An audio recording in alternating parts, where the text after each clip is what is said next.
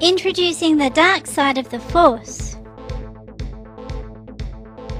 In every story, there are goodies and baddies. In our story, it isn't so hard to locate the baddies.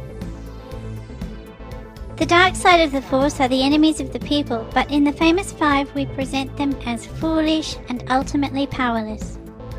El Negro Cracio is Burro's dad and one of the leaders of FARC. In real life, he's a very dangerous man, but in the famous five, El Negro appears as a dirty and arrogant idiot. Marilenda or Tirafijo is Gallito's dad and one of the former leaders of the FARC. People say he's dead, but he is the recognizable face of the FARC in the world. So we brought him back from the dead and he appears in the famous five as a cranky and crazy old man who loves his rebellious daughter. Ralido or Raul Reyes is Elvis's dad and the current head of the FARC. In real life, he loves talking so much that in the famous five, he's a blabbering fool who makes no sense.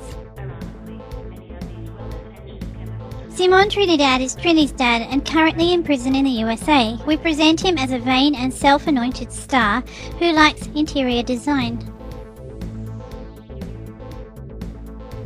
Mona Hohoi is Monotono's dad and one of the most wanted criminals of the FARC, but we present him as a fat and ugly man who loves his moustache and drinking too much. Mette is a member of Rebellion in Denmark.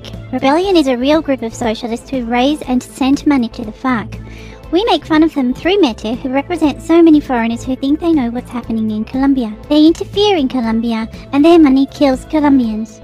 Mette is ridiculous because she thinks she is the best revolutionary in the world, and she wants to take over. The dark side of the FARC are even scared of her.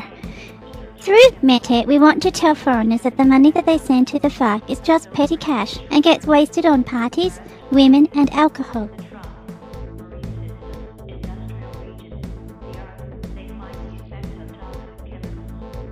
The FARCers are the regular soldiers of the FARC and of all armed groups. We represent them as skeletons because we want to demonstrate that being in the FARC kills and destroys lives. The FARCers are represented sympathetically because in reality, the FARC foot soldiers are just kids and poor campesinos who have been forced into slavery by circumstance. We believe that if FARC soldiers had a choice, they would leave and return to civilian life and their families. We want to send them a message that they are welcome to come back to normal civilian life anytime.